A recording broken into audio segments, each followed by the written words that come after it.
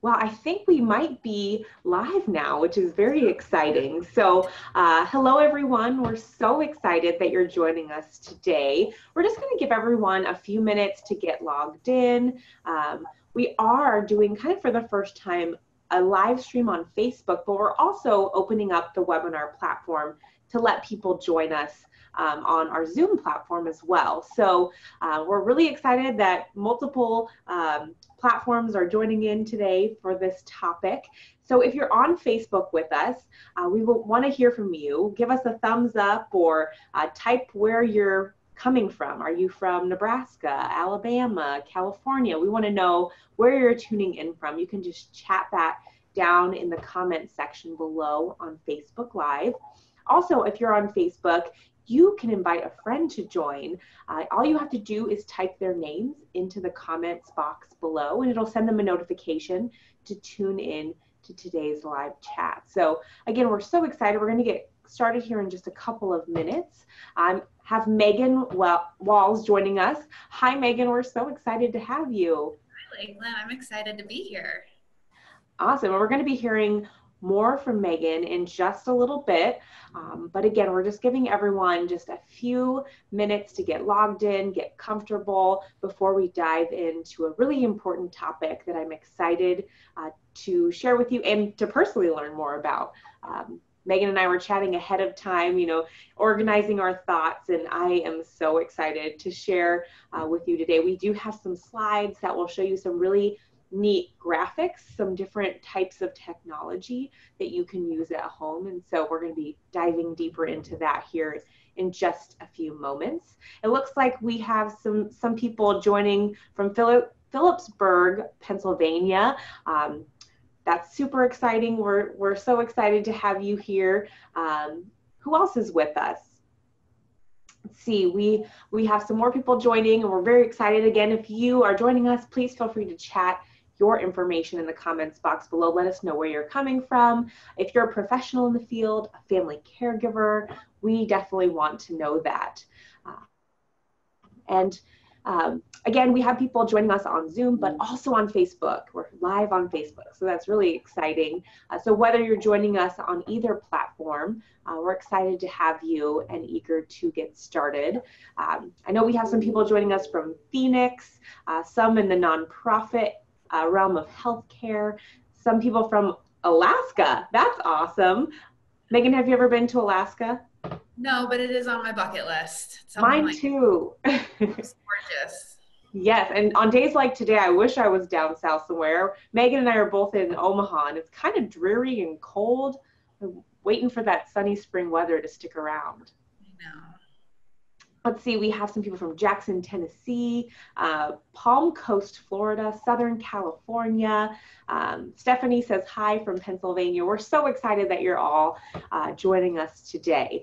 So I think I'm going to get us started now that we've given everyone just a couple of minutes to dive in. I haven't actually introduced myself. I apologize. My name is Lakeland Hogan. I'm Home Instead Senior Care's gerontologist and caregiver advocate.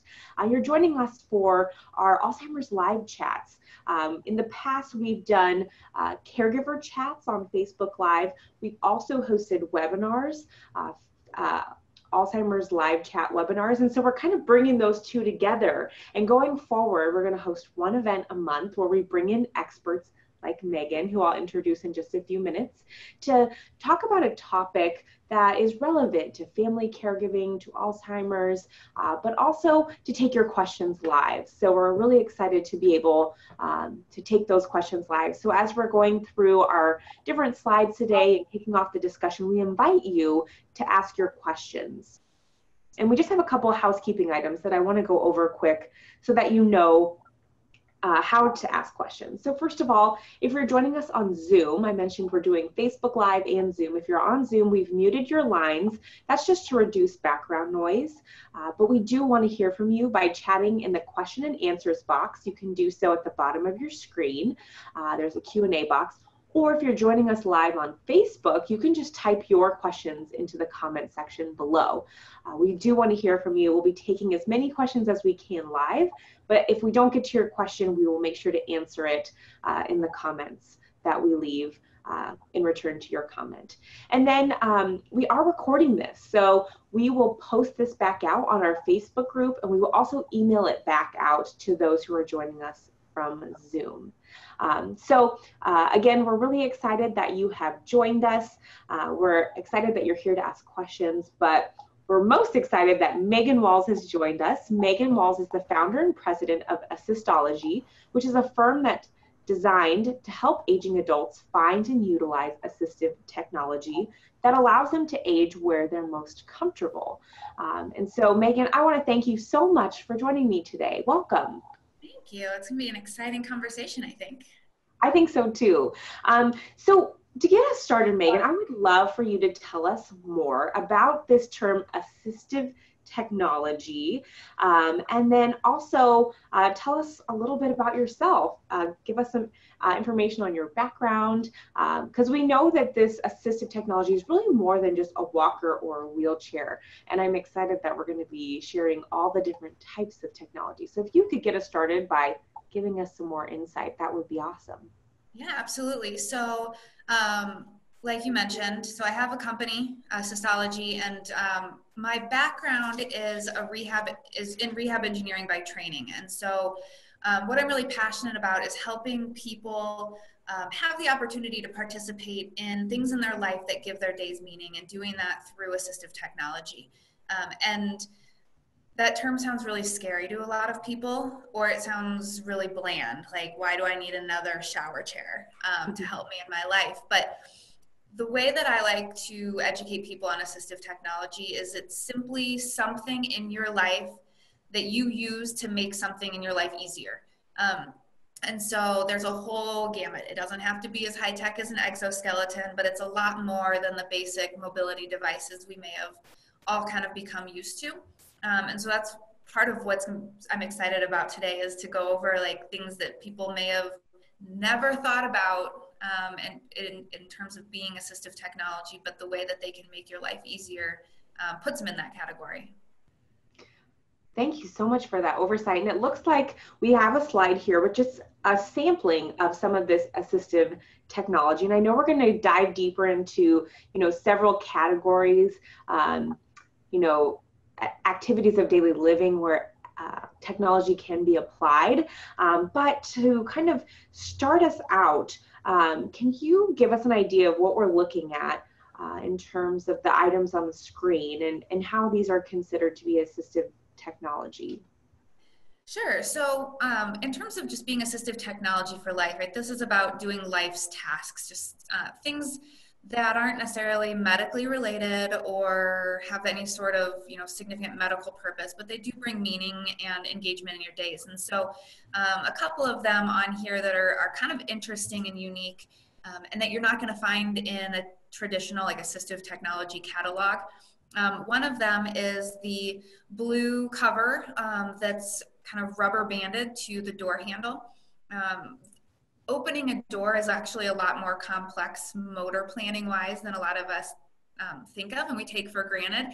So if you have an individual who's experiencing some balance challenges, coordination challenges, tremors and stuff like that, the actual planning of all of the motor components of opening a door, from where you position yourself, gripping the handle, turning the handle, pulling the door open, can present a challenge and increase risk of falls.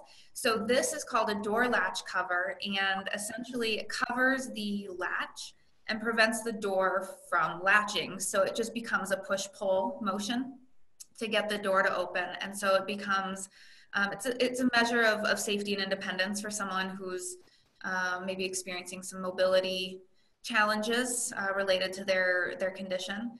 And the other one that's pretty unique is on the far left, attached to the faucet. And this is marketed towards toddlers. The door latch cover is actually marketed towards new parents wanting quiet door movement. But the one attached to the faucet is just a faucet extender. And this helps bring the water closer to the person. So if there's issues with reaching, whether it's upper extremity use, or they're in a wheelchair accessing, doing their tasks in the bathroom to get ready for the morning or get ready for bed. This brings the water closer to the person and allows them that independence for brushing their teeth or washing their face or getting something to drink. That's awesome. I mean, you wouldn't necessarily think of these types of technology being useful to maybe an older adult. I mean, I look at this slide and I see the keyboard and the telephone. Those seem, I've seen those before marketed towards older adults or to family caregivers, but some of these other pieces of technology are simple, but could make such a difference, which I think is neat. And I also love the picture of the little guy in that car. I know that you don't work exclusively with the older population. You do work with all age groups. So do you mind just touching on that just real briefly and letting us know what type of technology is being used in that photo? Yeah, so I really enjoy working the lifespan and being able to work with individuals who are 2, like the little boy in the picture, all the way up to 102. But that is a modified Power Wheels car. We call them our Go Baby Go cars. And the idea is that we're helping children with mobility impairments gain independence in their socialization and their development and their mobility planning. And so we essentially turn the accelerator from being foot controlled to being hand controlled. So they power the car and steer it all right there at the steering wheel. Oh, that's awesome. Well, it sounds like this assistive technology really can help people of all ages, especially, family caregivers and older adults, whether or not someone has Alzheimer's or dementia. Aging creates a wide range of challenges depending on someone's ability, mobility, chronic conditions, that sort of thing. So again, I'm just very excited that you're here sharing this. And before we move to the next slide, Leslie did ask, with that door latch cover, she says, is it hard to keep it closed and keep the door closed even though it won't latch? Have you found that to be a challenge? I think it depends on the door. Like one of my daughter's doors, the way that it was installed, if it's not latched, it will swing open. And my other daughter's won't. But I think that this also, if there's a little bit of room, in that frame area, it is like 2 pieces of fabric that have been sewn together. So it does create a little bit of friction. So I think as long as there's not too big of a gap, it actually does kind of create a little bit of a wedge there to keep it from swinging open. But it's not meant for exterior doors either. So that's something to make sure, it's just interior use. Thank you. And Leslie, thanks for asking that question. And we hope you all will continue to ask questions. We're going to save the majority of them for the end, but I thought that since we were on that picture still, we'd tackle that question really quickly. So this has been great. It gives us kind of an idea, opens up our mind, I think, to different types of technology. But we know that the kitchen is really crucial for maintaining independence and being able to function. We also, with those with memory issues, cognitive decline, that's where some of the limitations can start to be seen. So I know we have some more pictures here. And can you talk to us a little bit about the kitchen and that nutritional independence and maybe some tools out there that can be useful? Absolutely. The kitchen is one of my favorite areas to kind of solve problems around because the act of eating together and mealtime is a social activity that I think a lot of us take for granted and what we get out of that. And so gaining a little bit of independence in the kitchen really in this sense is twofold. One, there's that level of like independence and being able to have some level of responsibility for trying to manage your nutrition and your hydration. But on the other side of things, if your mealtime activities or having family over for dinner every Sunday is like your driving force through the week, and that's something that will keep you actively engaged, then finding a way to make sure that you can still participate in those activities, even with a little bit of support from family or caregivers, is really important. And so that's where kind of the variety of options come into play. There are things that can help make sure that the activities are safe if you're participating, in cooking activities from adapted cutting boards that can secure the knife.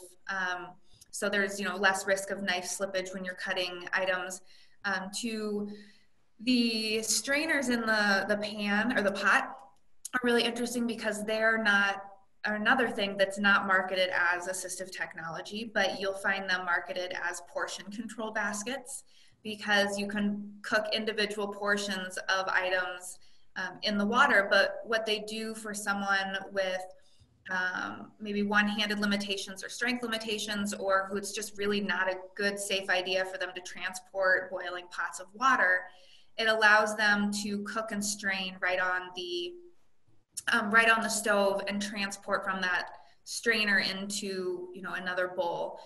And then some of the other utensils, like the kind of the goalpost looking prongs that are on the stove with the pot, those help keep the pot stable. It can be used for a frying pan as well. So just stabilizing and minimizing risk of adverse effects of the activities in the kitchen are ways that you can help keep someone engaged and participating in those activities.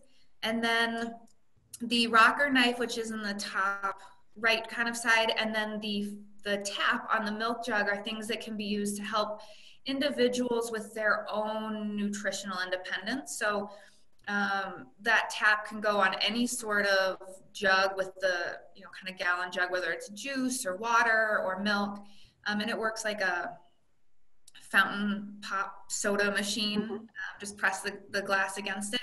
And the rocker knife is a safer way for someone to be able to cut their food independently. I was talking with a family who the husband developed tremors as part of his kind of deterioration, and he refused to go out to dinner anymore because he didn't want his wife cutting his food in public. And introduction of the rocker knife, which really stabilizes one hand. You don't have to manage two different utensils. And he was able to do it by himself, and they were able to restart the activity of going out to dinner together and enjoying that time and not having it be as stressful. Oh, that's great. I like that example. And that's the one that's cutting the celery. Is that correct? Yes. They're kind of in the top middle. Yeah, that's a great example of how these little pieces of technology can really help to maintain that sense of independence that is so important to older adults. They're losing oftentimes so much independence, especially when we think of individuals with dementia or Alzheimer's disease. Their cognition is declining, and little by little they might be feeling their independence slipping away from them. But if we can give them these little tools to help maintain their independence, whether it's in the kitchen, or we're going to move on in just a bit to some other areas of the house, wow, that can be a game changer. And again, just kind of restore that sense of independence and confidence, and probably a help to the family caregivers as well. Yeah, I mean, I think that it helps when you can implement little simple solutions to some of these tasks in terms of, the caregivers. It allows some of that relationship to shift back to being a relationship and not having such a focus on everything being, caregiver and, and that caregiver individual relationship, where they can focus on what was their relationship more like before some of this shift. And I think one of the biggest misnomers with some of these pieces of technology is that because it's called technology, that it's cost prohibitive. Yeah. So it's, I can't get any assistive technology. I can't afford it. But the cutting board on this page is probably, I think it's close to $40, and that's the most expensive. Almost everything else is about $15 or under. Wow. And where would somebody go to find these types of tools? Is it a quick Google search, or is there kind of a catalog of things? I know you've mentioned, some of these aren't marketed as assistive technology, but where would you send people if they're interested in learning? So there are a couple of traditional catalogs or websites, whether it's independent living aids or maxi aids. But a lot of this, because I know what I'm looking for as a professional, I source a lot of it through Amazon. I know what I'm looking for, and that's where I can find it, and I can get it in 2 days to be able to try it with my client. So But that's kind of the value of having a connection to some sort of professional in the world, whether it's an occupational therapist or an assistive technology, someone who can easily identify what you're looking for and then can find it, since some of it's not going to be in your typical catalogs or on your shelf at Kohl's. Well, and we're going to share some websites towards the end where you can talk a little bit more about how people can get connected to those professionals locally. But I think it'd be great if we could move on and show how assistive technology can help kind of in self-care, the personal care part of the daily routine. So would you mind talking about some of these? I know some of them to me kind of look obvious, but others, I mean, I'm so curious as to what that top left kind of blue thing is. Would you mind telling us a little bit more about what we're looking at here? Sure. And I think that this area ties into a lot with just individual dignity, right? Being able to do some of those more personal, embarrassing things to take care of yourself, that are your preferences, and that you might not want to have to ask someone to do. But sometimes you just really do need a little bit of support. And on that top left, that's called the Gillette Treo. It's a razor that Gillette designed specifically with caregivers in mind. So it's a razor, I think it's a 3-blade razor, but the shaving gel is in the handle. And so it allows the caregiver just smooth access, one-handed essentially, without having to, lather up, and it's a lot cleaner and a smoother process. But even though it was designed with the caregiver in mind, it could be used very successfully by an individual who wanted a more simple option for having to shave their face and be able to use the shaving gel without maybe making quite the mess that can happen with water and shaving gel and all that good stuff. So that was on prototype for quite a while, and I think they finally put it to market in this last year. So that one, you probably have to order it online. I don't know that, I haven't seen it in any drugstores, but if you Google Gillette Treo, you can probably get it from their website or some other place. I'm not really sure. And some of the other ones are just about that same thing, maintaining some level of independence in, whether it's doing your hair the way that you like to do it, or finding a way to clip your fingernails and toenails. They're ones that rest on a surface, so you don't have to hold anything. And then there are ones, have long handled, which would take some practice to get good at, but would allow someone who really can't bend over and hold the little teeny tiny handles as well. Thank you so much for sharing that. And I do like the one where the hair dryer is resting in that stand. I know for me, sometimes my hand gets tired just holding that up. So yeah, I feel like I should have bigger muscles by now, by all the times I've had to dry my hair. But how, what a simple solution to help, again, someone maintain their independence. And those automatic pill dispensers or reminders too can be so helpful. I'm guessing that's what those two are on the far right. Is that correct? They're pill dispensers? They're medication management or like organizers. And just a thing about that, there are so many options out there, and everything from, portable ones that will hold 5 doses, that will vibrate and chime, that you can take with you, put in your pocket. They can be more discreet. And then you can have ones that you can organize by the month. You can have ones that you have a recordable message. So rather than and I think for individuals with dementia, that could be probably more useful than with some other populations. So with, rather than just an alarm going off at 9 a.m., the recorded message could say, "Hey mom, it's time for your 9 a.m. meds." And so it gives them more prompt on exactly, well, why is this thing beeping? Like, I don't know. Like, how do I turn it off? Like, what do I need to do? So there are ones where you can actually record personal messages from a voice that they recognize, that gives them a little bit more information on what they need to be doing. That's fantastic. Yeah, I think that you're so right. Having that personalized recorded message could be so helpful in providing a little extra instruction to the individual. So those are some great examples. And I think next, we're going to talk a little about home automation. I know that in today's digital age, there's so much technology available, and sometimes it can be intimidating, but other types of technology can really help us out. So I'm looking at this. I'm one of the Amazon Alexa users, but what are we looking at, and how can this help caregivers, individuals living with dementia? So I don't think that Amazon had any idea what they were getting themselves into when they first developed it. I don't think that, I could be wrong, but I don't think that they really had on their radar the way that this could help individuals with a variety of impairments in their daily lives. It's great for us, people who are just lazy sometimes, but you can connect the Echo systems. It's an app based. So you do need a tablet or a smartphone or something like that to get everything set up. But you can set it up with contacts in it.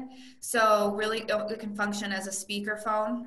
So someone who maybe isn't going to be great consistently with using an actual phone if they can just remember to say, Alexa, call Jane, or whoever, then they can communicate that way.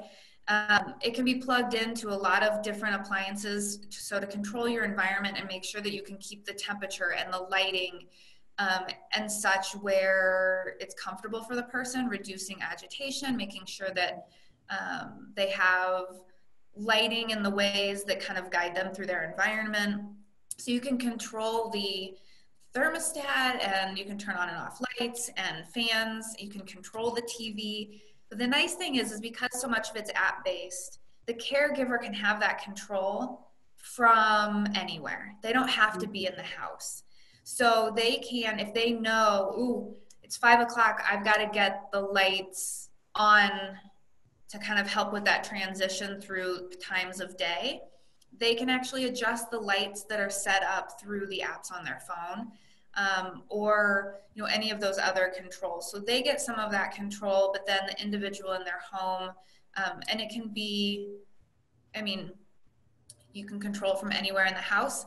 But again, you can use the Amazon Echo systems as reminders. So you can program different reminders in and schedule them, and you can actually put Alexa systems in different rooms on different floors and have it broadcast to them all at once. So if you need to if it's, hey, it's noon, we got to remind mom to eat.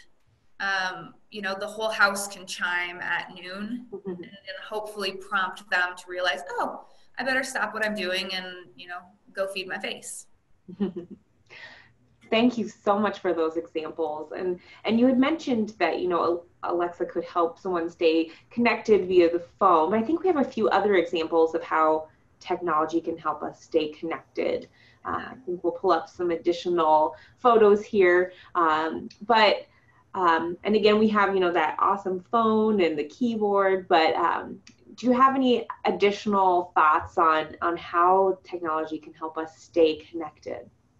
I think just figuring out what level of connectivity is going to be best and important for that person. Individuals that have dementia are at just as much more risk, but the social isolation and the loneliness and what that can exacerbate in medical conditions and deterioration is really important to try to find a way to bridge. So that's why the Amazon act, and to be fair, Google Home has a lot of these same platforms. It's just I'm most familiar with the Alexa systems, but you can do video ones, and so grandkids can call in to be able to video and stay connected that way. So they have faces with the voices, and I think it's just if they really liked working on the computer, if they want to use the phone, if they want to just be able to learn what's going out in the world, you know, finding ways to get them access to what it is they want, who they want to be talking to, what information they want to get. So it's, you know, it's usually going to be something through a phone or a computer nowadays, but you can also check the news and weather and all that stuff on Alexa too. So stay connected to like current times and, you know, what's going on other than just person to person. Thank you for that. And we apologize if any of you are listening to this next to an Alexa. It's probably going off every couple minutes thinking that we're trying to give her instructions. So apologies for that.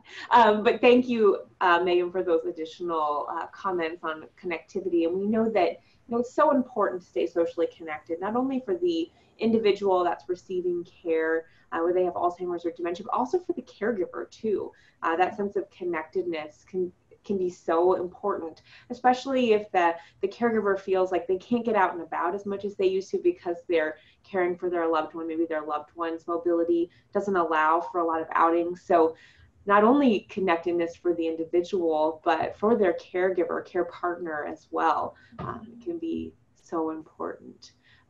So thank you for those thoughts. And then I think the last kind of category that we wanted to touch on before we go to questions is recreation. So it doesn't have to be all serious. We can use this to have a little bit of fun too. So can you just talk us through a few of the things that we're seeing here? I mean, I know that so many of the older adults that I've worked with or individuals living with dementia I've worked with have loved, you know, being outside and engaging with the environment. So I'm excited to learn about these various ways to stay engaged outdoors. Yeah, I mean, we can't forget about the fun things in life. And, you know, I think that as people's abilities shift or change, whether that's through something age-related or through other conditions or medical challenges they may have, I find that people tend to assume they're not going to be able to participate in the hobbies and the activities that they really liked to do before those changes occurred. And so this is just to show, like, there are things that either are very simple. So, you know, if you have arthritis and, you know, and maybe also on early onset or progressing dementia, and art is something that has always grounded you. Something as simple as attaching a tennis ball to the paintbrush to give a better grip will just, you know, create that added freedom to return to that activity. There are tons of different adapted card holders to help people with who, you know, whether it's Bunko or Dominoes or Texas Hold'em or Bridge or whatever it is. There are a lot of different cards to help organize the cards and take that stress off of you. There are the dual tandem bikes, lots of different options for that, gardening equipment. And then I think one that we had talked about that I found fascinating that I was maybe late to the party on discovering was the increased market and use of robotic companion pets as a source of just relaxation and calming and companionship, that like those types of relationships. And so I put it on here because if it eases some of those stresses in someone's life, then it's assistive technology. But it was very fascinating to watch some of the interactions on videos of what the robotic pets meant to a lot of the elderly individuals that were using them. Yeah, I've seen those at various trade shows. Hasbro is one of the companies that has a little dog and then a cat, and the cat is so lifelike, and it'll even roll over so you can scratch its belly. It's precious. It's so, but at the same time, the emotional connection that can be developed with this cat, it is even just, you know, me standing there petting it, it was relaxing, and pets bring so much comfort and joy, and sometimes it's no longer safe to have an animal in the environment, or the individual can no longer take care of an animal. So this can be a substitute for that, and a really neat, you're right, neat videos out there. So if anyone that's listening is interested, just go out online and look them up. And I know you can order them online, and they might even have them in stores. I'd have to double check on that. But yeah, they are becoming more and more popular.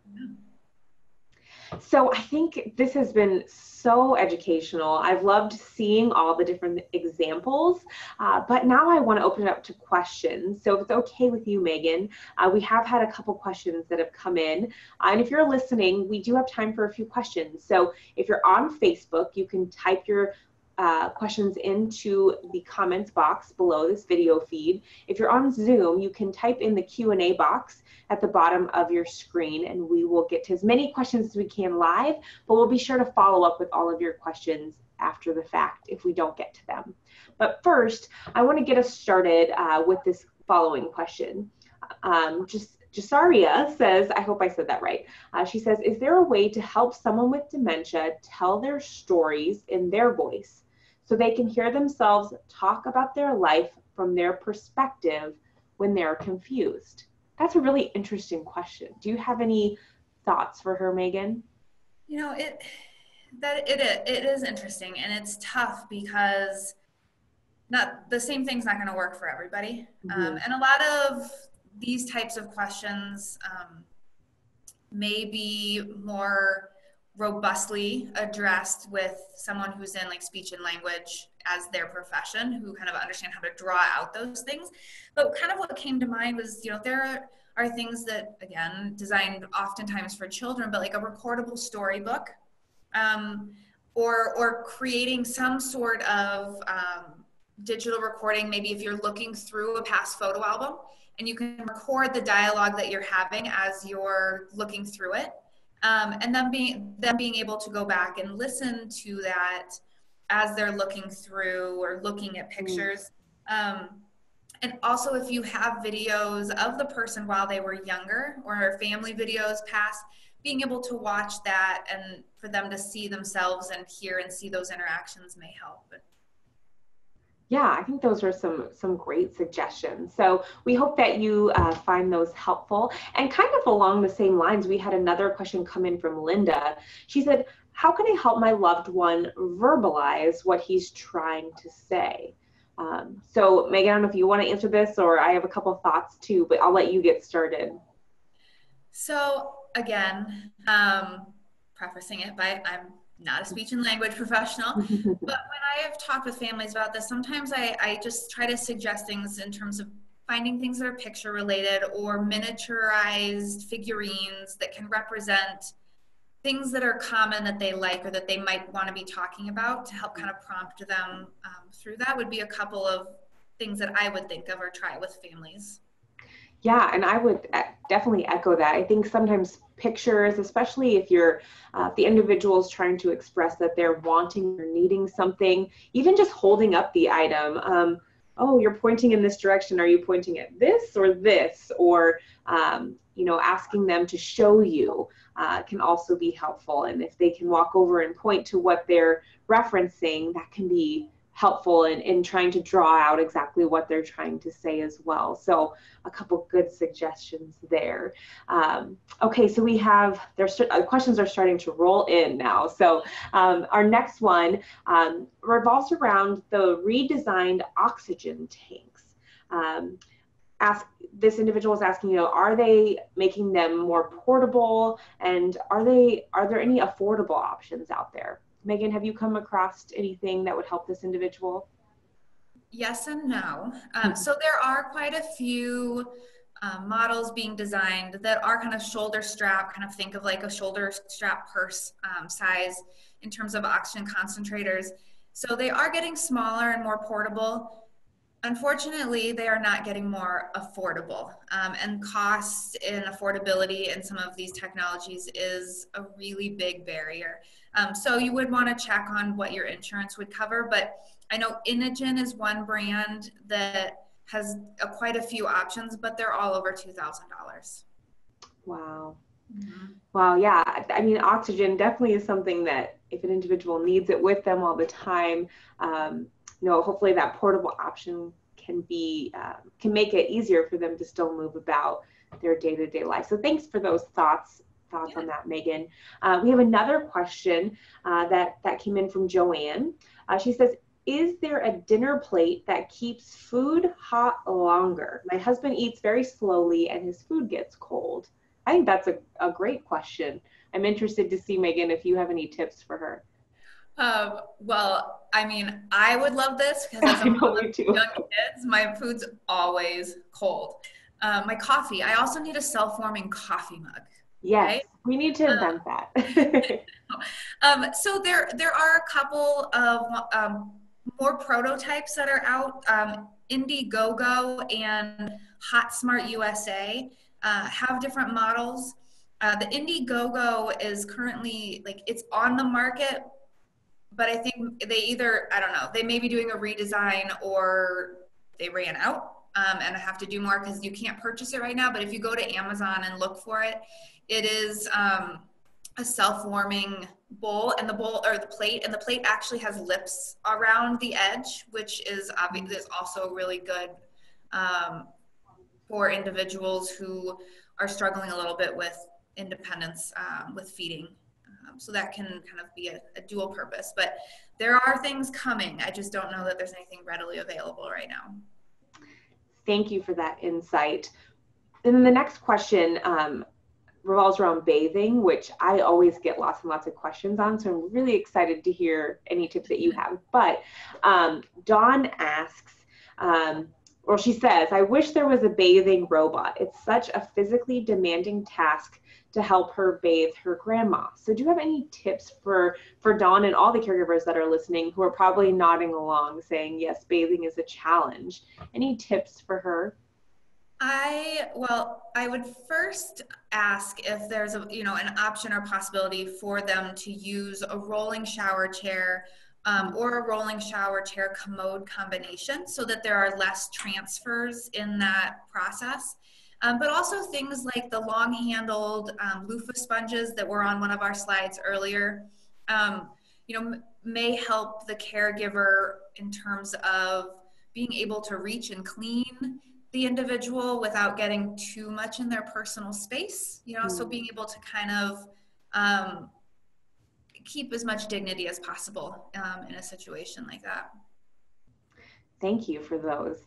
And somebody just wrote in that they have kind of a freestanding shower caddy, and she removes it from the shower when her loved one gets in, but then can put it back in there. So it just creates a little more space in the showering situation, which is great, and has all the stuff she needs right there. So Leslie, thank you for that comment. Okay, then we're going to take just a couple more questions.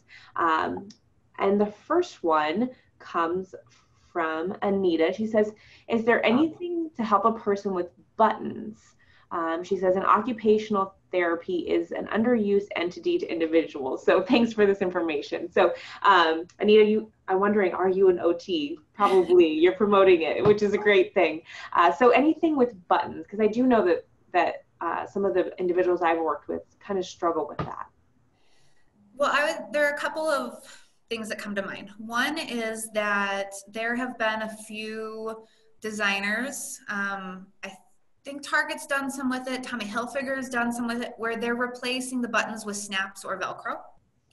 So making that kind of shift in as far as shirts go, something that's maybe a little bit easier to manage. But there are these little tools, and I don't know how to accurately describe them, but they are essentially button fastening tools that you can use to, you go through the buttonhole and around the button, and then you pull the button back through the buttonhole. So it helps take some of that, the fine motor dexterity challenge out of the process. But nothing that's really automated or perfect, but a few things that could work or could help, I guess. Yeah, I think I've seen those. They're almost like a metal hook or a plastic hook that's connected to a little plastic piece. So you're right. It just is kind of like a little hook and eye that you go through and then bring the button. Yeah, they kind of look like, I don't sew, but they kind of look like the needle threader they kind of have that like shape Yes. on the top. Yeah, those are great tips. So we thank you all so much for all of your questions, and we weren't able to get to all of them. So our goal is to get back to you with some answers. So if we didn't get to your question today, we will make sure to get back to you in some form or another. But we did want to share some resources with you because I mean, Megan has mentioned so many great tips. And she has a website, and then she has a few others that she would direct you to as well. So Megan, I'll let you just touch on those first three websites if you wouldn't mind. So Assistology Omaha is the website for my company. All my contact information is there, everything about the services. I've got some links to some case studies or like client examples, so you can kind of read about some stuff that I've done. RESNA.org is the Rehab Engineering Society of North America, which means really nothing to you except that is the entity that provides my certification, my assistive technology professional certification. And so they keep a database of registered assistive technology professionals. So if you wanted to connect with someone like me in your area that had this kind of background, you can go in and put your zip code or your city, and it'll pull up individuals or organizations for you.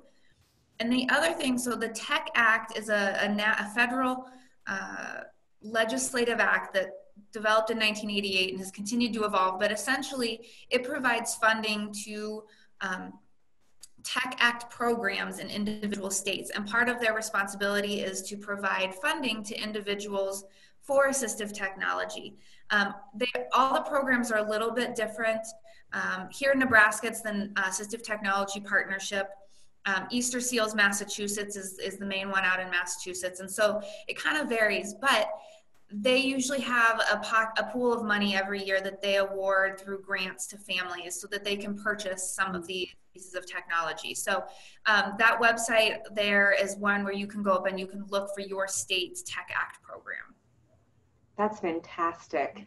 I know we've been talking about how affordable so many of these are, but still that extra funding to help families can be so helpful. So thank you, Megan, for sharing those. And then really quickly, there's a few other sites up there. Home Your Own Way. It's a recent public education campaign that Home Instead Senior Care has put out. And Megan was one of our experts on that program. And it's really designed to help you evaluate where you want to age, is your home ready, some things you can do to adapt your home, and that sort of thing. So we encourage you to check out that website. And then we also have a website dedicated to family caregiving, helpforalzheimersfamilies.com. And there's a coinciding Facebook page. And if you're watching us live, you're likely on our Facebook page, but we encourage you to go out there and like us, follow us. It's Remember for Alzheimer's. And so you can find that on Facebook. And then we also have a book that has a corresponding app that you can download for tips and advice. And you can, on Alzheimer's and dementia caregiving, you can find that at confidencetocare.com. For all other general caregiver issues, we have caregiverstress.com with great information. And if you want to find out more about Home Instead Senior Care, you can visit our website at homeinstead.com.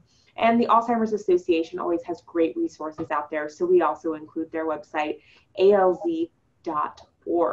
And before we say goodbye, I do want to let you know, again, this is a monthly event that we're hosting, and so we're really excited next month on May 21st at the same time, about 1 p.m. Eastern Time. We're going to be talking about knowing when it's time for specialized care. We know most people desire to stay in place, age in place at home, but we're going to be talking about what if there has to be a move that's made, and we're going to be joined by an expert in that area. So I hope you will join us again on May 21st. But Megan, I want to give you a huge shout out, a huge thank you. This has been so fun. I've enjoyed talking with you, and you bring such a great expertise to this topic. And I know I've been getting lots of comments on my end saying, thank you, this was so helpful. So you really have made a difference here today. And I want to thank you so much for joining me and sharing your time and your talents today. Thank you for letting me geek out a little bit about all this stuff. It's kind of, I don't get to talk about it enough, I think. So I'm glad to share what I know with your people. Well, we have been so excited to have you, and I geek out on this stuff all the time. So it's good to have somebody else alongside me doing it. So thank you again, and thanks to all of you who have tuned in today. We're so happy you joined us, and we look forward to seeing you next month. Have a great day, everyone. Bye.